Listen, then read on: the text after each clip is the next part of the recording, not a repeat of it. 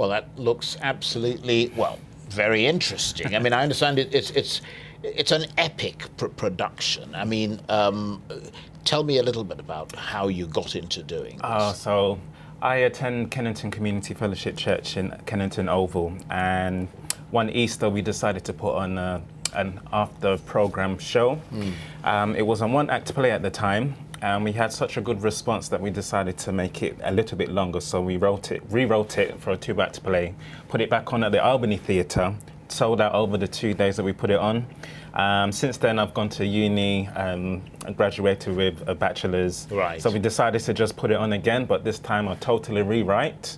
And this is what we have here today. So essentially, this is a reworking of the Bible, it's fair to say, a sort of battle between good and evil. Yes, it is a reworking of the Bible, but those stories that we don't normally tend to delve into, like you said earlier, the untold story of the angels, really and truly where good and evil began, the biblical tale of where good and evil began. I think it raises a fundamental question from what I've just read. You're essentially asking, if God is good, why is there so much evil in the world? And I suppose I have to ask you, does your play answer that question? Yes, my play. And does it attempt to answer Yep, that? it attempts to answer. And it's a bold statement to make. In one of our trailers, we do have a group of people asking that very question. Why is there evil in the world?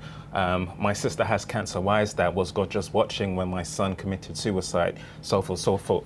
And a lot of the time, Christians can sometimes be very, very scared to answer these questions, because how do you answer a question like that? If there's God is so good, why is there so much evil in the world? Well, the answer is that God has a plan. If you want to, in order to answer that question successfully, you have to get into a really, really deep theological study. What our play does, what Ande Was War does, is demonstrate the plan, demonstrate God's plan He has to answer those questions. Right. It's very interesting, because obviously my curiosity is piqued. I mean, I'm clearly interested in knowing if your play goes any way sort of towards answering that question. But as you said, you sort of communicate that idea through dance, through dialogue, through movement. Who are the actual characters in the production? So what we have God, who is portrayed as Emmanuel, God with us, and we have Lucifer, the unfallen angel. We also tell the stories of Mary and Joseph, Adam and Eve, Cain and Abel, and Noah and his sons. And we use those stories to tell like a relevant story. Mary and Joseph is a story of teenage pregnancy, for example. Right. Cain and Abel is a story of hatred and murder. And Noah and his sons is almost like a last day story. So we have Christians who have a last day message. Noah and his sons were the last day message of their time. So you're reinterpreting things, basically contextualizing them in today's world. Yes, exactly. And what do you want people to take away from this production? I want people to be moved by the production first and foremost. I want them to recognize that, I want them to, their questions to be answered, and I want them to recognize that there is a God out there that actually cares about their life today. Not some ancient God of the Bible, but a God that actually cares. But is it a production that, if I'm not Christian, that I can relate to? Of course, of course. First and foremost, I want the production to move you emotionally. That's the first and foremost thing. If you are not a Christian, or if you're not of the Christian persuasion, there is still a lot of gems that you can get from the production. Say answers to hatred, jealousy, and a lot of the human predicaments that we go through today. The play will answer some of those questions and speak to some of those issues. Right. Again, as I said, it sounds very intriguing. Just give us some information about, once again, where we can see it, and that sort of thing, when it's on. And so it's on the 26th of March to the 28th of March.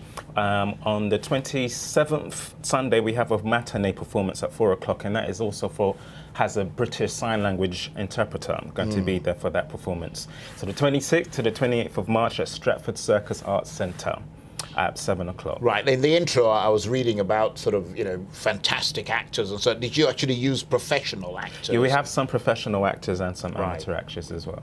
Right. And you're directing it. So I've written, directed, and I also star in it as well. Just tell us a bit about your background. So my background is in drama. I work at a secondary school. I'm head of drama at a secondary school since 2008. I'm a spoken word artist. I'm also a minister at my local church as well. Right. So. And have you got any reviews so far of this production? Only the reviews from 2012, and they're all good. So I haven't got anything written now, but so far so good. Those who have seen the production have really, really enjoyed it.